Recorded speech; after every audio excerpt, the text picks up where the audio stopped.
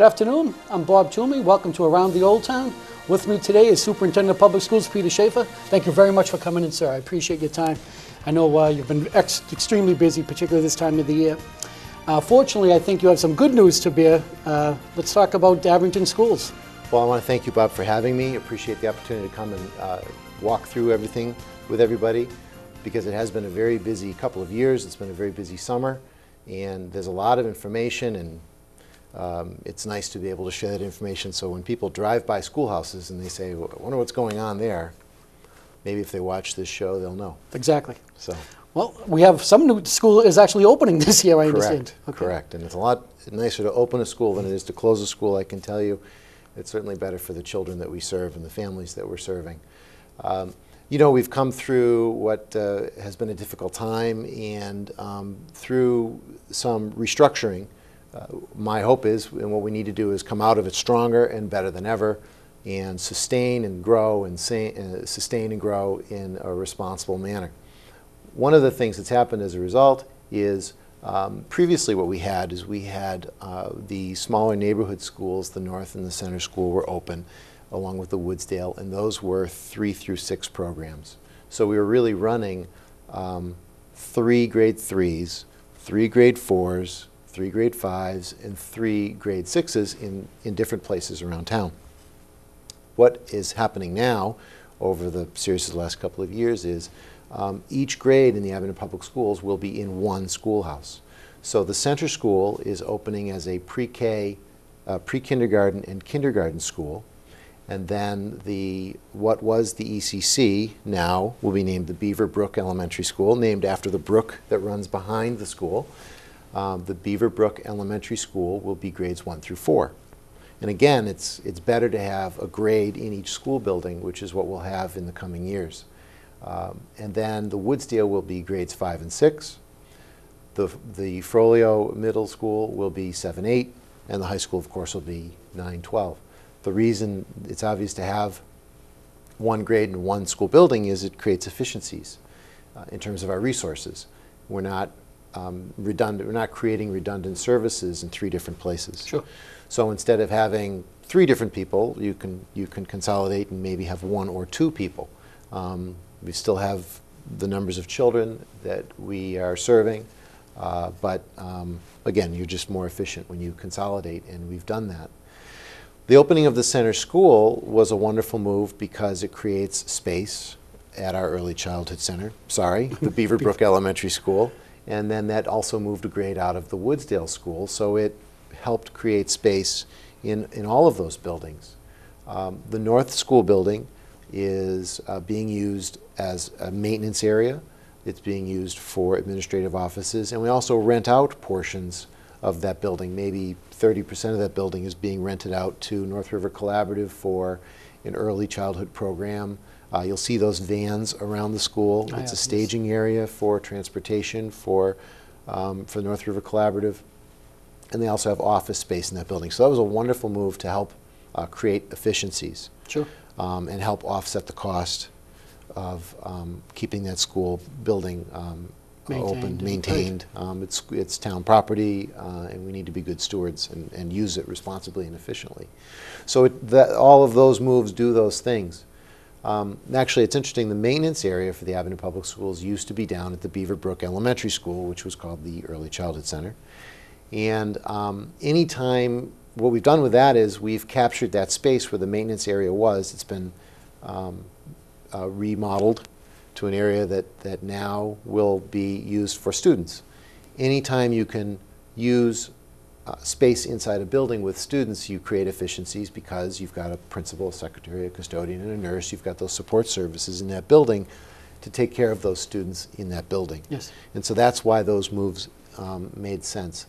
Interestingly enough, we've never been able to offer the full-day kindergarten program that we're now offering at the Center School, which is wonderful for our families who want to use full-day kindergarten. And there's a tuition-based program there.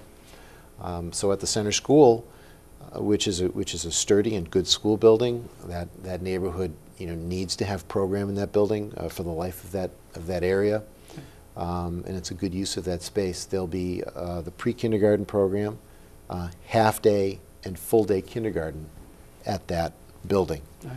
And certainly families where two people are working or it's a single-parent home are looking for those types of things.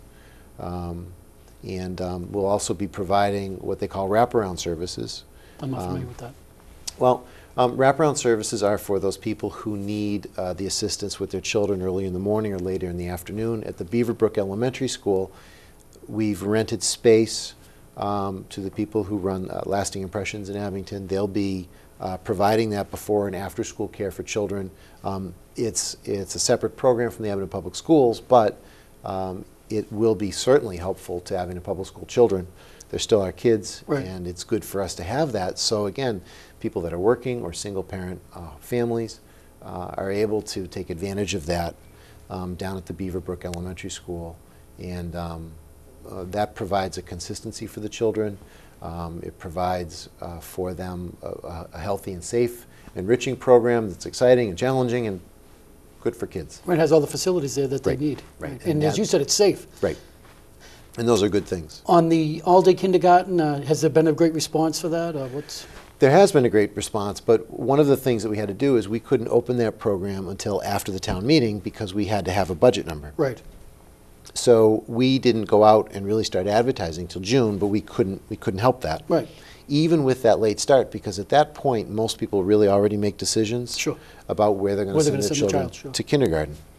And so even with that late start, we've added additional sections, and we think for next year, now that it's established and people know that it's there, we'll probably actually max out that building going into the next school year. Great. Good. Especially, like I said, when you got such a late start. Right. Right. You couldn't advertise it if you didn't have the money to open it up. Correct. Though to set people back Correct. tremendously. And parents paying tuition help offset the cost of the additional teachers that we'd have to hire if there's more if there are more students that want to come. So again, we're building in a way that's sustainable and responsible and good for kids. Speaking of hiring teachers back, I understand we had some layoffs of teachers in the Right. past couple of years. Were you able to hire any of those people laid off? Have they been able to return? Through both retirement and grant funding and savings, we've been able to bring back some of our teachers and improve our program. For example, at the Frohlich Middle School, as a result of the town meeting, at the Frohlich Middle School, we'll be offering the foreign language program. We'd like to add more. Sure.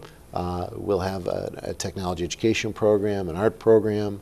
The high school, I'd like to add additional math and science, and I'd like to add elementary teachers to continue to reduce class sizes. But we're in a far better place than we were 2 years ago. A far, far better place. Oh, it sounds like you're doing more with less. Absolutely. Yeah, it's easier. And the stabilizing of the budgets has helped. Yeah. And so we're excited about it. And I can talk about this a little bit later too, and I can provide some slides for the cable company for the viewers. All of our students in the Abington Public Schools are still going to the best colleges in the country. There are, you name it, competitive 4-year schools and 2-year schools, Ivy League schools, BC, BU, Providence College, Penn State. All top-of-the-line educational facilities. Our sure. students are getting into the best colleges in the country. I had some experience substitute teaching, and it was pleasant, believe it or not, at least most of the time. But a lot of times it's the attitude that the kids bring into it. Some of these kids may not think they have much to work with, but if they're willing to work hard, the teachers will work with you, the administrators will work with you, and that will certainly help you obtain your own career goals and achievements. Because I've seen that. All the kids are working with the same materials, but there are certain kids that are going to excel, and they're willing to put in the extra effort. And there are certain teachers that are going extra above and beyond, and I've witnessed that firsthand. So we have a rigorous program, and that's what's important when college is looking at transcripts. And we'd like to offer more program, and that would help and that would improve, and we'll continue to look to do that. The other great thing is Abington sends us great kids. I've always said it's up to us not to blow it, because you send us a number of students that will learn in spite of us. yeah, right.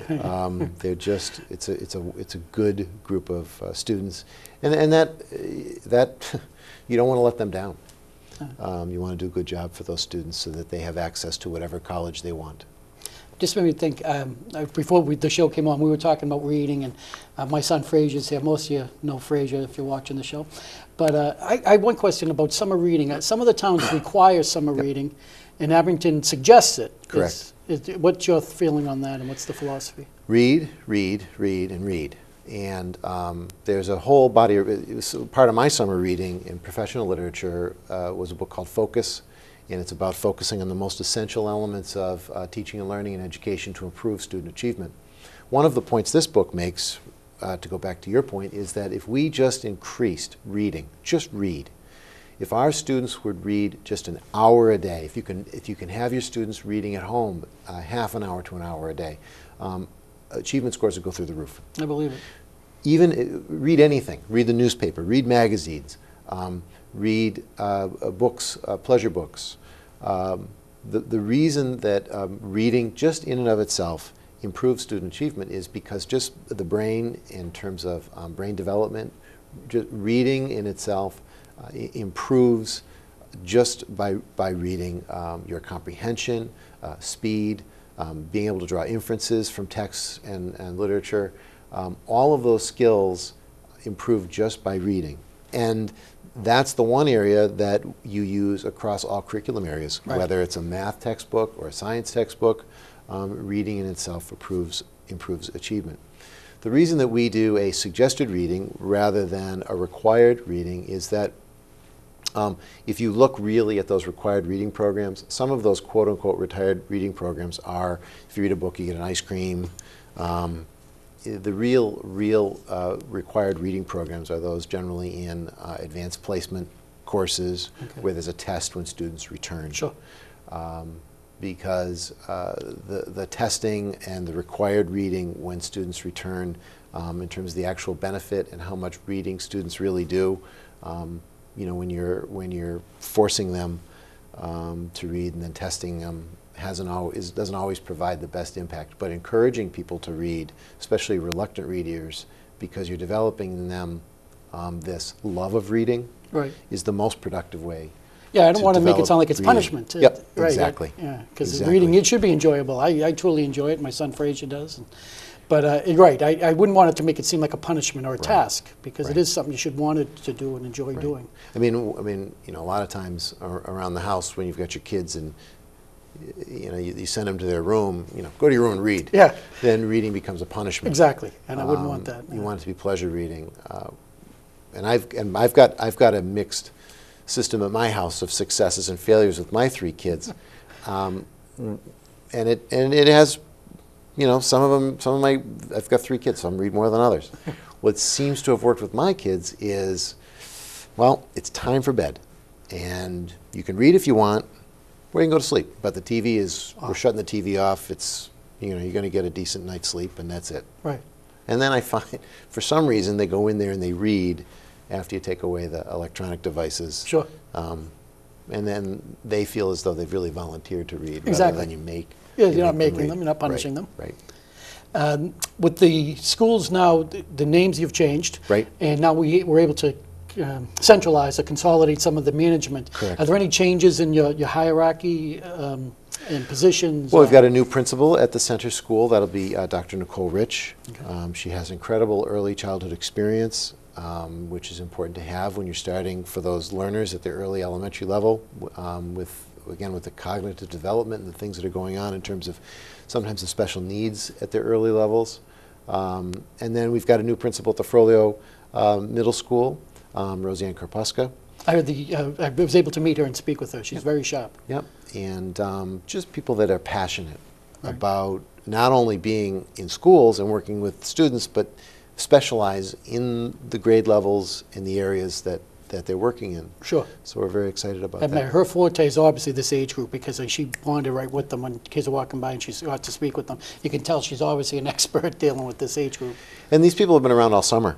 Right. There's been a lot of work that's been done, you know, from bus routes to schedules, to say nothing of the maintenance of the buildings and the upkeep of the technology, so that we can have a good opening of schools. I think you mentioned maybe some changes of hours of schools. What are the hours for the for the different schools now? All of the hours will stay the same as they have previously been in previous years, but the center school will be opening at 8:15 and going till 2:20. Okay. So that's similar to that's Woodsdale? Correct. That's Okay. the same as the Woodsdale schedule. And the reason we do that and have a staggered opening is because you use less bus equipment that way. Sure. People will often say, well, why do you have all these different start times? It's so confusing. Or, you know, my students are getting up so early and other students are getting home so late. If we had the luxury of having 40 buses, you could run those buses all over town all at once. Right. And you could have whatever start time, you know, You work choose, right. for everybody's sleeping pattern. That But would also run us into the whole financial. correct, but buses cost money, and Exactly. so we use as little equipment as possible, but still try to provide, you know, bus rides at community bus stops and Sure. picking people up, and so they're not on the bus too long, but at the same time we get some economy for our dollars. And you've obviously during the summer worked on the routes and the Absolutely. schedules. Yeah. New routes with the center school. The bus routes for those people that have bus tags, those bus tags will be mailed to you in the days before school opens. We're taping this, by the way, on Monday, August 15th. So school opens 2 weeks from tomorrow. Right. The day August 30th. Yeah. I just So, want to make sure people know. Yep. Some people may be watching this later, so some of the information won't be as accurate by time elements. For grades 1 through 12, school starts the 30th, but then Okay. for the kindergarten program, that starts September 6th. Thank you. See, I was already given up on information. No, I'm glad you said that. I would have probably forgotten to mention altogether. There's a number of different groups involved with the schools, the Green Wave, the AEF. I know the AEF in particular is having a fundraiser September 26th. It's a golf tournament. Are you familiar with that? Yes. Yep. Okay. And it's at I actually wrote it down so I wouldn't forget. It's at the River Bend in West Bridgewater. And it's Monday, September 26th at River Bend Country Club in West Bridgewater. The registration is at 7 a.m. It's a shotgun start at 8 a.m. And it's $125 per person. And then there's an event following the golf tournament at the Charlie Horse on Route 106 in West Bridgewater. If you, ZEF don't have a website? They do. Do you know that? They do.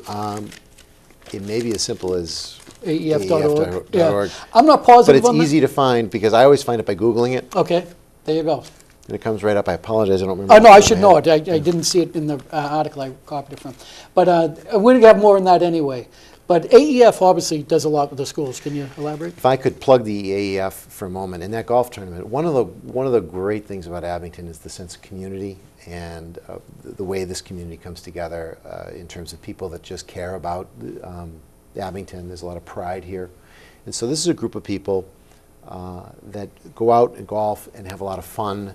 And I've participated in it and usually come in the bottom because I'm not a golfer.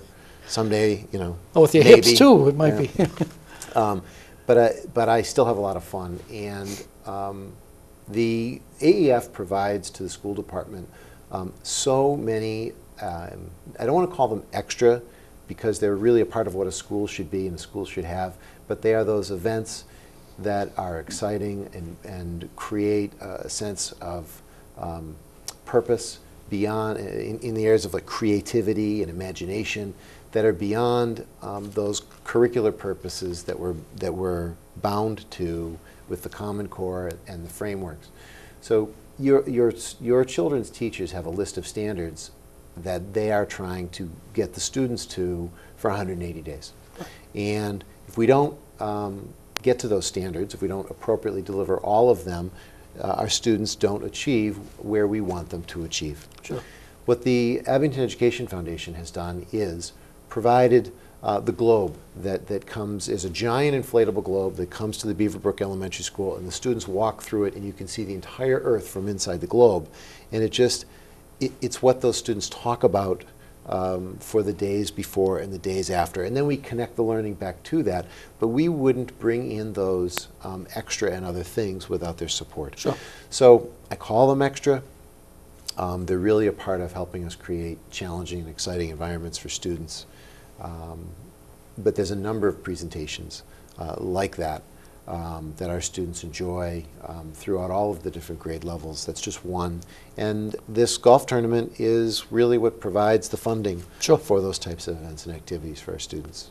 The PTOs obviously are active. PTOs have been very active. Met with the PTO leadership this summer. Meet with them every summer and get their input. And everything from the purchasing of the sign out in front of the Beaverbrook Elementary School Never thought of that, to buying technology for classrooms. The PTOs are active and involved. And if you're not involved in one of the PTOs and you'd like to, I'd encourage you to please get involved with that. Sure. You know, people show up at PTO meetings and say, what do you want to do? What do you want to get done? We're here to help you. It's a great way to get involved, particularly if you have the youngsters coming into the center school and the Beaverbrook Elementary School. If you're new to the town, that's the age group. You're just starting to come into the public school system. It's a great way to get involved. It's a great way to network with other members of the community who are facing the same situations you are, financially and educationally. It's a great way to get involved. I believe on the abingtonps.org, there may be links to the PTOs. Well, you know, and there's also the constant contact. We send email messages out updating people with calendars and schedules as much as possible. And so if you go to www.abingtonps.org, if you go to our website, there's a section called Constant Contact. Please put your email address in there, and then you can sign up for whatever school or schools you'd like information on. And if you're somebody who's gone from the Woodsdale to the Frollo, go back in and change your preferences so you're not getting Woodsdale announcements anymore, so you get Frollo announcements or high school announcements if you've left the Frollo, because that's a way that you'll get all these schedules and updates all of the time. So. Speaking of Frollo, I got an email this morning that I checked. I'm not big on emails. Those of you who have ever tried to reach me by email know that. But I happened to check it today. And the Frollo was having an open house for incoming students of 7th grade. Right. And it's a great thing to do because that way the first day of school the kids aren't bewildered and wander around where they're going, and they get to meet students from the 8th grade peer leaders who are familiar with the school, and they get to meet the staff. In the open houses, if you can't make it, if you're on vacation and you're watching this tape late, don't worry, I promise you, you know, the teachers will catch the students up if they don't go to the orientation. Sure. The orientation really helps, more than anything, helps students feel more comfortable because they're coming to a new school building. And the biggest thing has always been, and I don't know if it will ever change, I don't know how to open my locker. I was just going to say that. Gives them a chance to open a locker. Yes. Their locker, run the numbers around, and if you can't open a locker, it's okay. Right. I promise. Yes, you're not going to be the first, fine. and you won't be the last. We'll get you to open a locker. That is funny because even 7th and 8th grade, it was a big issue. Right. And but please, if you can make the open house, please do. And if you can't, like Mr. Schiff said, people will deal with you and help you out. Just, you know, and I apologize, other things going on I should have mentioned earlier. Sure. We're doing a window project at the Woodsdale. It's a $1.5 million window project. The state's paying for almost 70% of it. Great. And that building will be of a useful purpose for a schoolhouse for the next 30 years with this new window project. Sure. We've completed a project at the Beaverbrook Elementary School and the high school, and those projects really transformed those buildings. Those are new windows as well, and the roof, right? For new roof for the Beaverbrook. We've done those projects over the last couple of years, and the state is funding most of this one. That's great. And so those are wonderful improvements. I assume that you've saved on heat and oh, absolutely. Yep. And the price of heat isn't over the next 10, 20 years probably going to go down. So we'll continue to actualize those savings. Yep. Well, also mention the boosters. I know you have some other things you want to mention, but the boosters is a group that's involved with the school. We rely on our boosters. We need their help, and they've come through for us year after year. Again, Abington's a very, very proud community.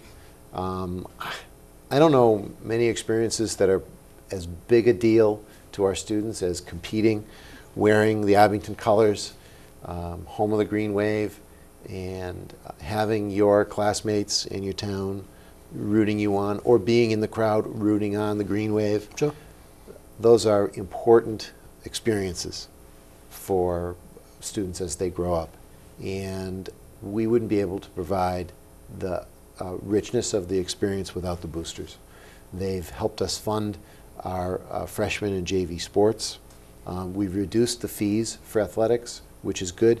The big fee really in athletics, the big cost for us is really transportation. Yeah, sure. Because we've got to drive these buses all over the place, Right.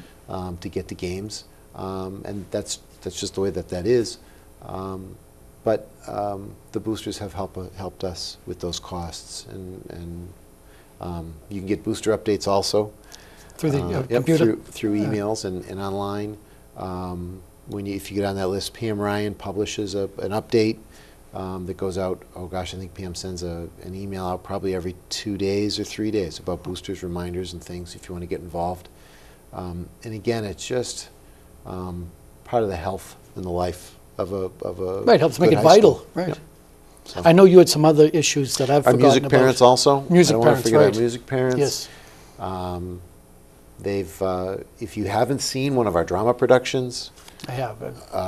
they're moving. The way that they involve so many different students and the quality of the production. Steve Shannon and his crew just, it's, again, part of the life of the school. Teacher of the Year this year, I Teacher understand. of the Year this year. Yes. Yep. If you've seen our graduation, I don't know if you play our graduation online. I think Justin does. I'm saying on the cable. Yeah. But the show choir singing at graduation just knocks them Takes you for a to loop. the ground. Sure. Yeah, it's just marvelous what they do. They also have a big fundraiser. I know it's only August, but the music parents do the Christmas tree sales at Bailey's Garage beginning December 1st or on and around that date. So keep that in mind when it comes time for Christmas tree shopping. And you shouldn't mention you shouldn't say music parents without mentioning Jack Bailey's tree sale. His contribution, yeah, he's phenomenal with all the groups in town, but particularly with that group. And that is a big fundraiser for them. And they're quality trees, and they're reasonably priced, and they deliver. So for people like me, it's a big deal. We had an anonymous donor that was a part of getting the center school open. Can't mention their name, but they provided $50,000. That's a significant contribution. Walked into my office and wrote a check to help get that school open. Yeah. You know, I'm humbled by the pride and the support and how much people care and how much you get done working with those groups of people. Well, if somebody can accumulate that kind of wealth and be willing to donate it, obviously it shows faith in the system, and particularly what you've done with your management team. And I mean that. It's the only thing they've ever asked is that we never mention their name, because they don't want any publicity. They Sure. just want to do good things for kids. The money's gone to early elementary literacy and to opening that building this year. And this is probably, I think, the 4th year this individual has done this for the Abington Public School children. Yeah. Yep. Well, we do, as you said, we have tremendous people in town. People are willing to give their time and money. Volunteering is a great deal. You can always use help at the various schools. I know when my children first started here in Abington, I volunteered at back then it was the Early Childhood Center. But there's always room to help. All you have to do is be quarried, because just for the safety of the children. And if you have the time to volunteer, please do, because it's a great way to contribute back to the community and to the welfare of your own children. Right? I assume all the schools would be willing to accept volunteers. Absolutely. I know in the youngsters, it's probably much easier to volunteer there. They could use the help more. One of the things I want to mention to you, Bob, and is not as positive as some of the other things we were talking about, it's mosquitoes. Oh, In some of the neighboring communities, both West Nile and Triple E I read an article this morning, have been identified, and I just want to tell people we're on the watch and on the lookout and concerned about that as we head toward the first hard frost, which usually doesn't hit till Halloween. And depending on working with the Board of Health and other communities, what they're doing, we'll adjust or do whatever we need to do to help provide a safe environment for our students. One of the things that's going to be going on in the next couple of weeks prior to the opening of the schools, and we'll be posting it on all the fields, is Plymouth County Mosquito Control will come and spray. And so they'll be coming and they'll be spraying the playing field, playground areas, but there'll be signage up so people know. But what they spray it with a treatment that once the sun comes up in that next day, they spray at night. They spray, I believe it's 3, 4 o'clock in the morning. The trucks come by and spray. And then right after the sunrise, it breaks down the elements that they use to knock down the mosquito population. So that'll be in place. So actually those playgrounds that day are you're able to use them, believe it or not. Okay, that's what I was gonna just ask. prior to spraying. Regardless, we post everything, and we take the decision to spray very seriously. But when there are diseases in the mosquito population, West Nile, Triple E, you have to balance that with the impacts of spraying. Sure. And by Plymouth County mosquitoes, now that's the state operation. By them doing it, it's at no cost to the town of Abington. They take care of that, and it's just, I think it's good for people to know when you're out at night, wear mosquito repellents or longer clothing, because we're at that time of year again. Right. I know with the youth football and the high school football, right, it becomes a major issue. We've actually had to take the kids off the field when right, this West Nile or Eastern equine encephalitis has been right, detected. And every year it's been different depending on the test pools and what right, types of things the entomologists are seeing in the mosquito population. And we follow that and work with the Board of Health. And I think this year, if you remember, we had a very, very wet spring, yep, which is usually conducive to a high mosquito population. So as Mr. Schaefer said, be aware, and your schedules may be altered because of it, but right, would much rather deal with that than having a kid in the hospital. If you've got standing water around your house, go dump those things out. Get rid of it. Because that's where the mosquitoes breed. I guess they can even breed in something as small as a bottle cap. I didn't realize that, but I did know standing water is the big source of them. Yep. Yeah. They look for those puddles, old tires, things like that have Right, sitting water. sitting water. So You talked about the community coming together. We've had a tragedy, and it's a small tragedy in the sense of it's not fatal, but Nick Malafronte. yep, Many members of the community have come together and done various things to help out the family. For those of you who aren't aware, Nick, I believe, is 19 years old, but he's a recent graduate of the Abington High School. Just a great lot of character. He had a situation where he was involved in a diving accident, and he's paralyzed from the neck down. He is at a hospital in Atlanta, Georgia, because evidently that's the hospital that does the treatment best for people with Nick's injury. Shepherd. Right, and I actually have some information. If anybody would like to write to Nick, Nick's address is the Shepherd Center, SHEPHERD Center, 2020 Peachtree Road, Atlanta, Georgia, 30309. Again, if I have time, I'm going to be doing a show tonight, and we're going to talk about different events for fundraisers for Nick Malafronte, and we'll make sure that's typed onto the screen so people can see it in print and make it easier. And we have a couple of websites, but there are some raffles going on, and there's a 3-on-3 basketball tournament, and there's Red Sox raffle tickets coming on. Are you familiar with any of this? Yep, absolutely. Yeah. And Nick's a special young man, and there's some very good hope for Nick, but it's going to be a long, tough road for him, and he's in our prayers, and we'll be working to assist in any way possible. I'm not surprised. At every major event, the schools have come through, Yeah. and the staff of the schools too. I'm trying to think of anything else that we should be talking about. I should say he's got a long, tough, uncertain road. So Yeah. And he's a special, special young man. So if you can support those things and his family, I know that they appreciate it. Yeah, and they're all town people. Well, the events that I'll be talking about later on in the show, like I said, we'll do computer addresses and the websites and whatnot. But there are many other causes. Kaylee Sullivan. Kaylee Sullivan was, I think, a 7-year-old or so, and I happen to know her family that passed away. Yep. And she was a student of yours. Yes, she was. Yep, down at the ECC or Beaverbrook, they'll be putting a bench commemorating her out in front of the school. Yeah. In the coming weeks. And she really a sharp kid, and unfortunately passed away. But there's a golf tournament. Again, the community giving back and trying to help out the Sullivan family. Unfortunately, it's on the same day as the AEF tournament. It's September 26th at the Crosswinds Golf Club in Plymouth. And the shotgun start is at 8 a.m. The cost is $125 per person. And it's if you'd like to get more information, and please do, it's Kaylee Sullivan Golf Tournament, all one word. And again, I'll be doing a show later, and we'll have this printed out so people can see it. Kaylee Sullivan Golf Tournament at gmail.com. And any help you can give to that family is greatly appreciated as well. So, well, let's hope for the upcoming season. It's the school year starting off well already with the new school opening and some teachers hired back. So obviously we're off on a good foot.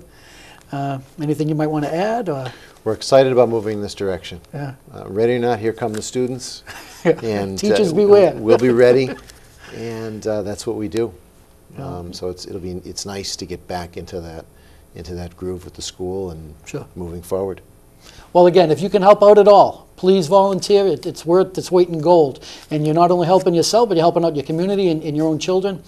Mr. Schaefer, thank you very, very much for all your time and all you've done. Appreciate it. And we look forward to having you on again, especially if events come up and we can get the word out, then I'd like to do it. Thank you very much. Thank you, sir. Actually, too, while I have you, a number of students that you mentioned earlier are going to prominent schools Sure. after having graduated from Abington High School. Absolutely. You can have a slide or do it. I'm going to provide the cable studio some slides of the colleges that the students are currently attending. Great. Not only have they been accepted to them, but they've decided to go to them. And it's an impressive list. You can go anywhere in the country they want to go from Abington High School, and it's important that people know that. That's right. Well, that'll follow this our discussion here. So we're done for this show, this edition. I hope everyone's in good health. Enjoy the remainder of your summer, and be prepared. School's opening. Drive safely. Thank you.